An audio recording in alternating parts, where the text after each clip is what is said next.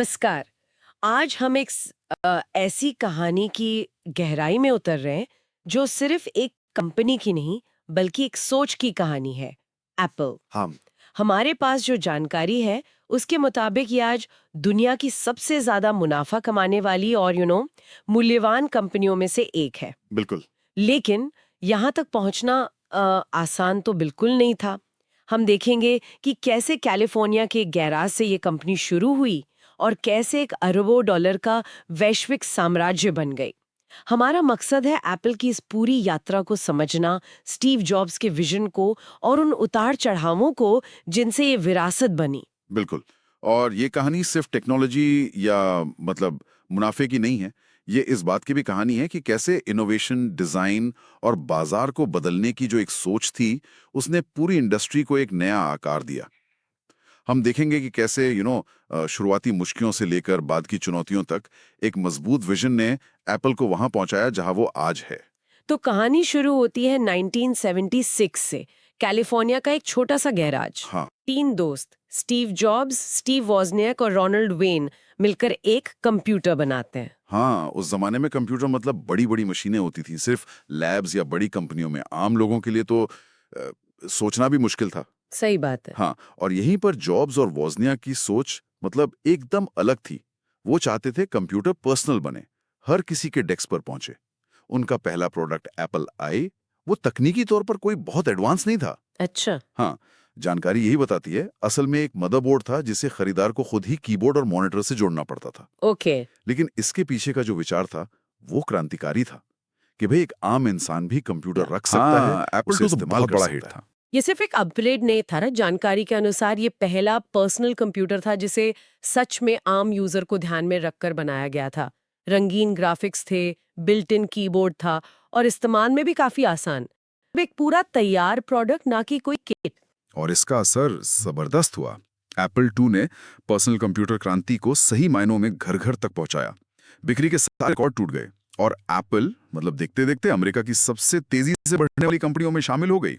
ये इस बात सबूत था कि अगर आप लोगों की जरूरत समझकर, या शायद ऐसी जरूरत जिसे वो खुद भी नहीं जानते, एक बेहतरीन उत्पाद बनाते हैं तो आप बाजार बना सकते हैं, भले ही शुरुआत गराज से क्यों ना हुई हो। और ये जो तेज तरक्की थी, इसका नतीजा 1980 में दिखा जब एप्पल स्टॉक मार्केट में आई।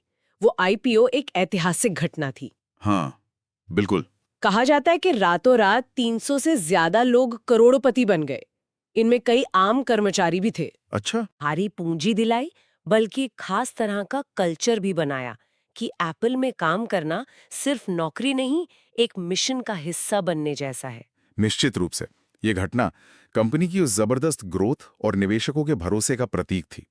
इसने दिखाया कि एप्पल ने कितनी तेजी से लोगों की कल्पना और बाजार पर कब्जा कर लिया था। लेकिन जैसा अक्सर होता है, इतनी तेजी से मिली सफलता अपने साथ नई मुश्किलें भी लेकर आती है। आंतरिक मतभेद बढ़ने लगे थे। बिल्कुल। सफलता को संभालना भी एक चुनौती है।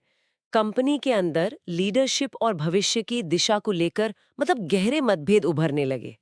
कई रिपोर्ट्स बताती हैं कि स्टीव जॉब्स का काम करने का तरीका बहुत पैशनेट था, लेकिन डिमांडिंग भी था, जिससे अक्सर तनाव पैदा होता था।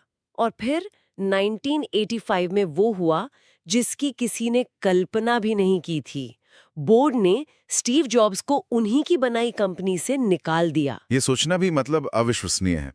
जिस इंसान का विजन ही एप्पल की पहचान था, उसे ही बाहर कर दिया गया। हाँ। ये कंपनी के इतिहास का एक बहुत ही नाटकीय और शायद सबसे मुश्किल दौर था।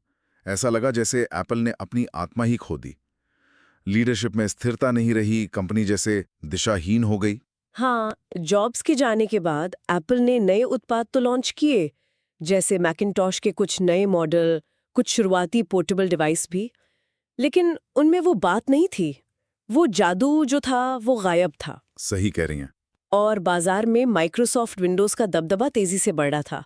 एप्पल की मार्केट हिस्सेदारी लगातार कम हो रही थी। पूरा 1990 का दशक एप्पल के लिए संघर्ष का, पहचान के संकट का दौर था।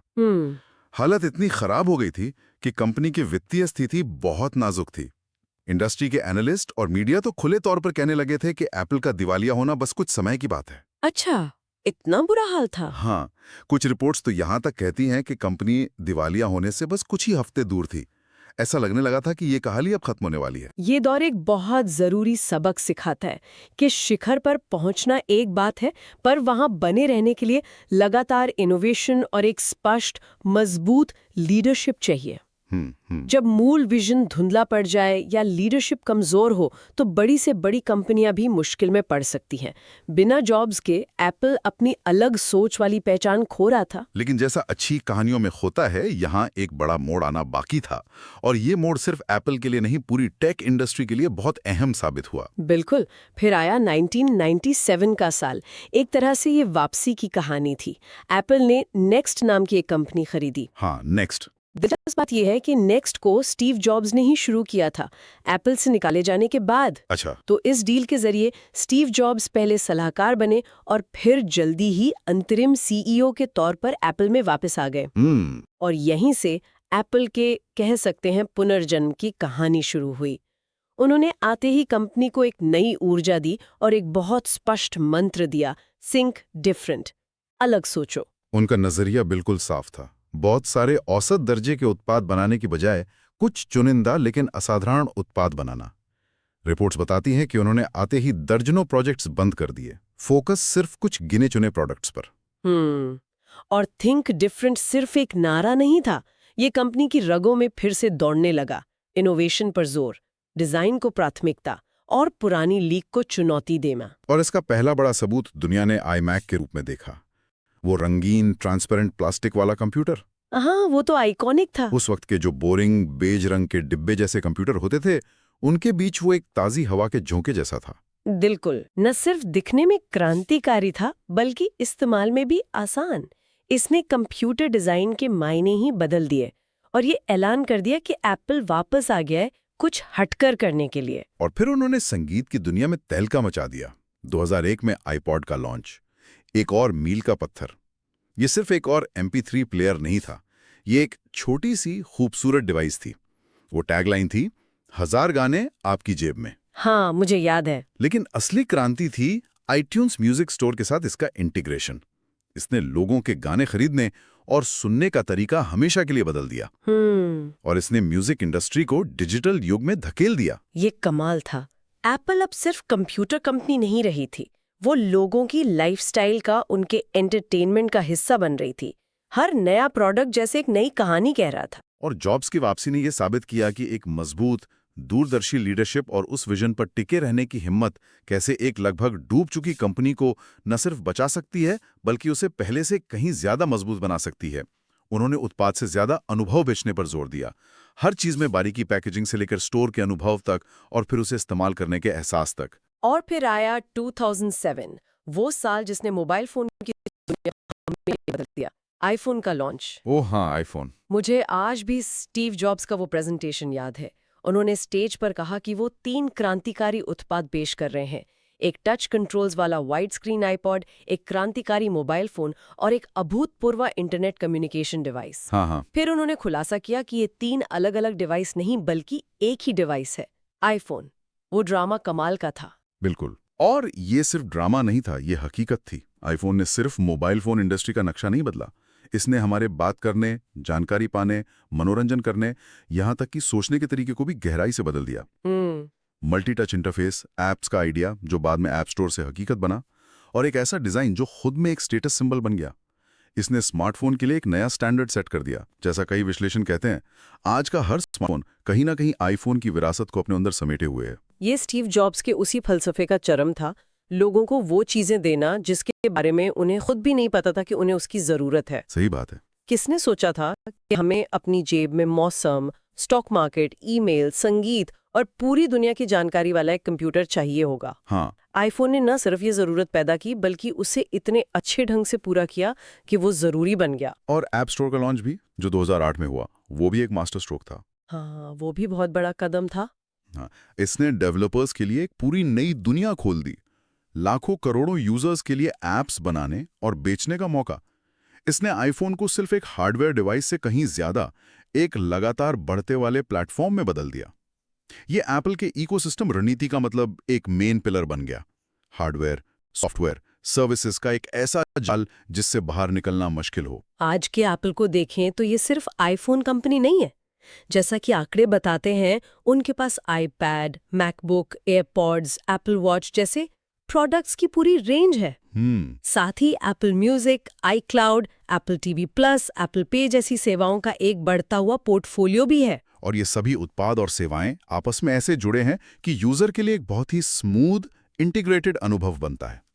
इसी को तो एप्पल इकोसिस्टम कहते हैं। और आर्थिक नजरिए से देखें तो 2025 तक एप्पल की मार्केट कैप, मतलब बाजार में उसके सभी शेयरों का कुल मूल्य, लगभग $3 ट्रिलियन के आसपास है। $3 ट्रिलियन? हाँ। ये आंकड़ा इसे दुनिया की सबसे मूल्यवान कंपनियों में से एक बनाता है। ये उनके बिजनेस मॉडल और उनकी रणनीति की जबरदस्त सफलता दिखाता है। लेकिन यहाँ एक दिलचस्प बात भी है। कुछ रिपोर्ट्स के अनुसार आज भी एप्पल के कुल रेवेन्यू का आधे से ज्यादा हिस्सा सिर्फ आईफोन की बिक्री से आता है। हाँ, ये एक डबल एज स्वॉर्ड जैसी बात है। एक तरफ तो ये आईफोन की स्थायी लोकप्रियता और ताकत को दिखाता है, तो दूसरी तरफ ये किसी एक प्रोडक्ट लाइन पर इतनी ज्यादा निर्भरता के संभावित जोखिमों की ओर भी इशारा करता है। ये इकोसिस्टम की मजबूती तो है, क्योंकि लोग आईफोन खरीदते हैं और फिर उसी इकोसिस्टम के दूसरे प्रोडक्ट और सर्विस इस्तेमाल करते हैं। लेकिन एनालिस्ट ये भी कहते हैं कि अगर भविष्य में किसी वजह से आईफोन की मांग घटती है या कोई नई टेक्नोलॉजी इसे चुनौती देती है, तो एप्पल के लिए ये एक बड़ी चुनौती बन सकती है। उन्हें डाइवर्सिफाई करना होगा। तो एप्पल के इस पूरी कहानी से, इस गहरी पड़ताल से क्या मुख्य सबक निकलते हैं? जानकारी इस बात पर जोर देती है कि एक स्पष्ट और साहसी विजन और उसे हकीकत बनाने के लिए लगातार इनोवेशन करते रहना, यही किसी कंपनी को भीड़ से अलग करता है। स्टीव जॉब्स का वो कथन याद आता है, अक्सर लोग नहीं जानते कि वो क्या चाहते हैं जब तक आप उन्हें वो चीज़ दिखाते नहीं। एप्पल ने हमेशा भविष्य का अंदाजा लगाने और उसे बनाने की कोशिश की है। इसके अलावा एक और अहम बात है कि एप्पल ने सिर्फ उत्पाद नहीं बेचे, उन्होंने एक अनुभव, एक एस्पिरेशन, एक लाइफस्टाइल बेची है।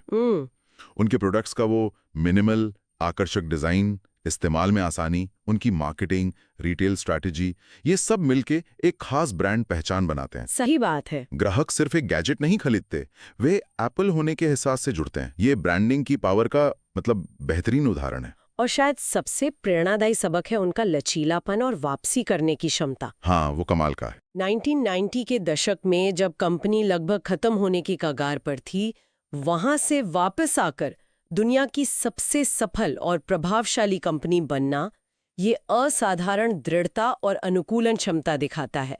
ये दिखाता है कि असफलता अंत नहीं है, बल्कि सीखने और दिशा बदलने का मौका हो सकती है। बिल्कुल, ये कहानी साबित करती है कि सफलताएं सफर का हिस्सा हैं, लेकिन एक मजबूत विजन, एक बेहतरीन टीम और उसे अमल में लाने की जो अटूट इच्छा शक्ति है, उससे किसी भी चुनौती से उभरा जा सकता है। और ये बातें सिर्फ बिजनेस के लिए नहीं, किसी भी फील्ड में कुछ नया करने या बड़ा सोचने वालों के लिए मायने रखती हैं।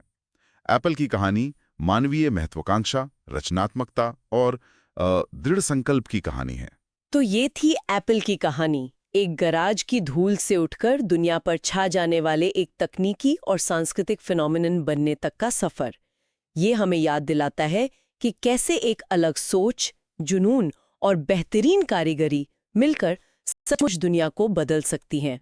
और यहाँ से आगे देखते हुए एक विचार मन में आता है। टेक्नोलॉजी का जो अगला बड़ा पड़ाव होगा, चाहे वो एआई हो, मिक्स्ड रियलिटी हो या कुछ और, उस दौर में एप्पल अपनी ये बादशाहत कैसे कायम रखेगा? खासतौर पर तब जब आईफोन पर उनकी निर्भरता अभी भी काफी ज्यादा है और उनके मूल प्रेरणा स्रोत स्टीव जॉब्स अब उनके साथ नहीं है। ये एक बड़ा सवाल है। क्या वो थिंक डिफरेंट वाली आग को उसी शिद्दत से जलाए रख पाएंगे जिसने उन्हें यहां तक पहुंचाया? ये एक ऐसा सवाल है जिसका जवाब भविष्य ही देगा और जिस पर नजर रखना दिलचस्प होगा। इस विचार के साथ आज की ये गहन चर्चा यहीं समाप्त करते हैं।